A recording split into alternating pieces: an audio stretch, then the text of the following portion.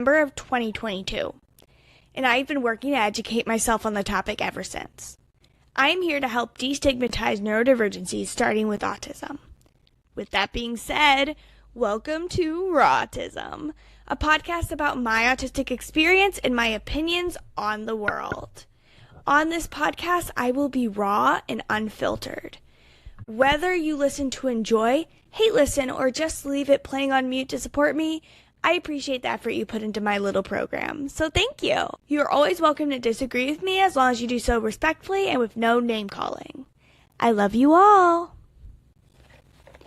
If you enjoyed this podcast, please consider rating and reviewing RAW-tism to help others find me. Ensure you're following RAW-tism on your preferred podcast streaming service so you never miss an episode. We post a new episode every Monday, but you'll never know when we'll throw in a special treat during the week. This episode of RAW-tism is about the misuse of disability accommodations and how they add to the stigma against disabled people and make it harder to make accommodations available to those who genuinely need them. Everyone, or at least everyone I know, has had the experience where one person ruins a privilege for everyone else. Your sibling looks up something appropriate on the family computer, and then suddenly there are parental controls that block your favorite harmless gaming website. Some kids vandalize the bathrooms, and then there's a limit to how long bathroom breaks can be. Or all kids need to be escorted. People abuse the honor system, making it necessary for rigid policies to be tracked. There will always be people taking advantage of their liberties and ruining a good thing for everyone else. This is a ginormous issue. And no, I'm not exaggerating or being dramatic. I can be dramatic about things that aren't so serious. From falling to the ground and faking my death when the kid I nanny is rude to me, to falsely crying that my fiance doesn't love me when he doesn't want to buy me the newest Disney Dreamlight Valley expansion pack, when I have already made the adult decision to purchase stuffies with my spending money that week. For clarification, I have my budget mapped out to allow me to spend money on frivolities. My fiance does not control my finances. Disability advocacy is something I am never overly dramatic about. This is a severe matter. You don't go to the ICU and start flailing about like an old soap opera actress and monologue about your lost love. There's a time and a place for being fabulously overdramatic. And my podcast is not it. Okay, fine. I'll always have a tinge of dramatic flair in my voice when recording. I will admit that, but I'm trying to emphasize that this is no joke. I'm not being a whiny about something that barely matters. This isn't getting the wrong color car for your 16th birthday or your sibling getting a slightly larger piece of cake. This is a life-altering topic. I genuinely believe that we can make it for the better. Not in a wistful or daydreaming way. This is an achievable goal that can happen within the next few years.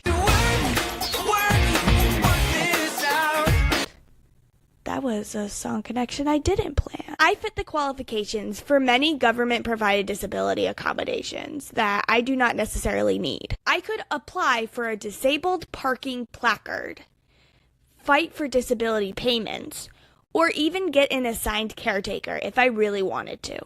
These are options for me. I don't use them because I am not in a position where they are necessary for my quality of life. Unfortunately, not everyone sees it this way. People who don't need these accommodations take advantage of the system for the convenience of it. Parking lots make me anxious with all the noise and movement. But I wear my headphones and follow common sense, and I'm fine. Using a disabled parking spot would be deceitful because my headphones are a better accommodation for my needs. People who get a placard simply to get the good parking, yes, I've heard that term being used. They abuse the system and make life harder for those who really need it. You're not going to remove a splinter surgically. It would get the job done, but it's vastly beyond the requirements of the situation.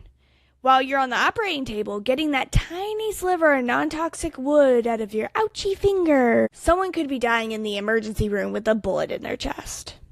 If you don't need it, don't use it. I will admit that The bullet analogy was a bit dramatic.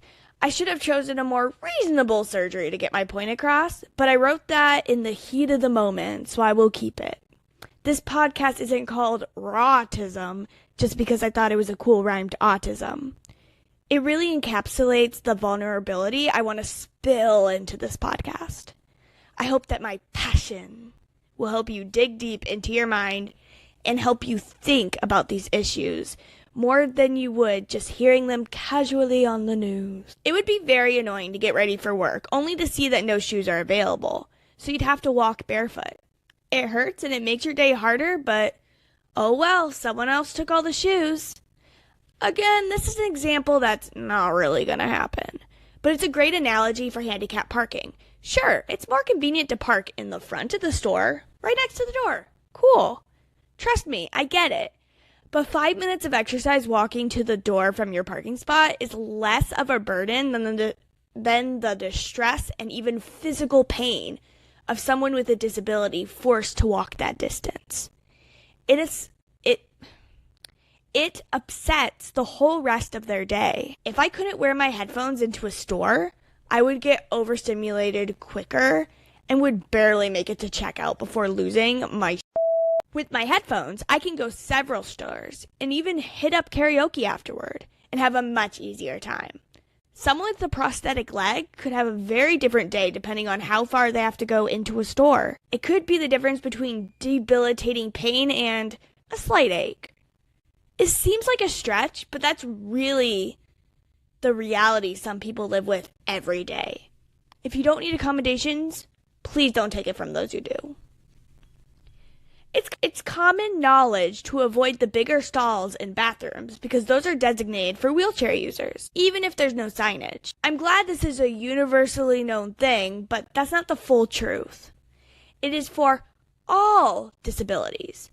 If you have trouble sitting and need the extra handbars they have on the wall, that stall is for you, regardless of wheelchair usage. I personally use it when my anxiety exacerbates my claustrophobia and I'm terrified to close the stall door. It helps me stay calm long enough to pee and get out of there. Some parents with small children with them will use the stall to avoid the kid crawling under the door to get more space. It should be reserved for those that need it. But the definitions aren't set in stone. There is some leeway in the necessity of accommodations. If there is only a handicapped stall left in the bathroom and you're about to have an accident, you need to use it. A handicapped person would, hopefully, rather wait a few minutes longer to use the toilet than you peeing your pants. That would not be good. I'm not here advocating for strict laws that dictate who deserves to use disability accommodation. I'm advocating for better education on these accommodations. Education is one of the most significant points of what I do as the founder of ArchLink LLC. From a young age, students need to be taught about disabilities and accommodations. This will help prevent casual misuse from those who don't need them, and help people who need them know they are available for their use. And there is no shame. There is too much imposter syndrome in the disabled community, and I'm not even talking about the deep issues of mental illness. I'm just saying that within people who need these accommodations, there's a deep mentality of feeling like they're taking something that doesn't belong to them. I've seen so many stories of teenagers or younger children needing canes to walk, but can't go out in public in fear that an older person will judge them for taking a walking aid from a senior citizen. There's too much stigma around mobility aids and other disability accommodations, and it makes it so hard for anyone to feel fully confident using their accommodations if they don't fit the stereotype. There are mobile wheelchair users. When they stand up from their chair for a moment, they can be accused of faking their disability, and that is sometimes seen as socially acceptable. If you don't need a wheelchair, don't use it.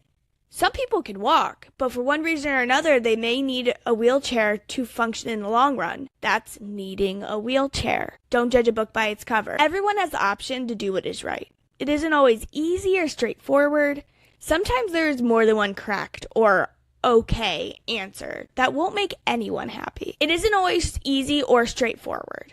Sometimes there's more than one correct answer, or it's an okay answer that won't make everyone happy. but it works for the most people. Unfortunately, not every situation has a Disney happily ever after ending. Disability accommodations may be controversial, but there is a demographic need for them, and another demographic who abuses. These groups sometimes overlap. Someone who needs one thing could be abusing another accommodation that they don't need. Like me getting a disability placard would be an abuse because that is not an accommodation I need. It's not always black and white, but your heart always knows what's right. There aren't enough disability accommodations. Most bathrooms only have one handicap stall. Stores have a limited number of electric scooters. And some medications are constantly on back order. It would be insane to ask my listeners to fix all the world's problems when it comes to disability accommodations. Thankfully, that is not the result I am looking for. All I am asking is for y'all to think about the consequences of your actions. Life's not fair. Life is tough. Let's do our best not to make it more challenging for those with disabilities. I won't get a disabled placard because I don't need the parking space. If you need those parking spaces, please use them. That's what they are for. But don't be afraid to stand up for what's right. If someone's parked in a disabled parking space without a placard, report them. Tell a manager if a bunch of ignorant teenagers are racing electric scooters down the store aisles. Stand up for disabled people as much as you can. Sometimes you might be wrong. The disability placard could have fallen, or the teenagers could all need mobility aids. That seems very unlikely, but you never know. This is why you need to address the issue with proper authorities. Don't go talking to the person using it. Report the parking to the city. Report the scooters to the store manager, or use a non-emergency police number. Do the right thing. Again, I do not recommend going up to the person with the mobility device and cussing them out. That's not going to solve anything. Report it. They can see in the best way possible if the person actually needs it, and then if they don't, you did a service. If they do, hey, you made a mistake, but it's not going to be egg on your face because you're not going to be the one directly talking with them. The person whose job it is to make sure that things aren't abused is the one who's going to talk with them. So, hope that makes sense. If not, always feel free to ask me questions. And here comes the outro. Since I have a new recording and editing system, I haven't figured out how I want to pre-record the intro and outro. So you could probably tell that I am just reading them off my script. As always, I am not here to shame anyone. I'm not even here to tell you what or how to think. I'm here to share the autistic experience with you from someone who is studying for their graduate certification in autism spectrum disorder. Someone who for the first 22 years of their life was under the impression that they were allistic. And as someone who since September 30th, 2022 has finally found their place in the world. I am autistic. I am a part of the autistic community. And I'm proud of it. I hope you enjoyed this episode. Regardless of your thoughts and feelings toward me, I have a love for every one of you. You are wanted by many, you are loved by many, and so many want you to stay in this world. I am one of these manys, and always will be. If you'd like to support this podcast, the description includes links with referral codes to Circles water bottles, Pair Eyewear's customizable glasses, and my favorite Amazon products. The transcript for this episode can be found for free on my Patreon, which is also linked below. Would you like to see more of me? In that case, visit mkarchlink.com for links to my other content. A new episode of RAW-tism comes out every Monday wherever you get your podcasts. Next week's episode of RAW-tism is posted on Patreon every Tuesday. Karaoke videos are posted on Patreon every Thursday. Lastly, my book, Unseen Powers, is available in hardback, paperback, or digitally through Amazon. Remember to drink water, eat some nummies, and have your best life. Bye!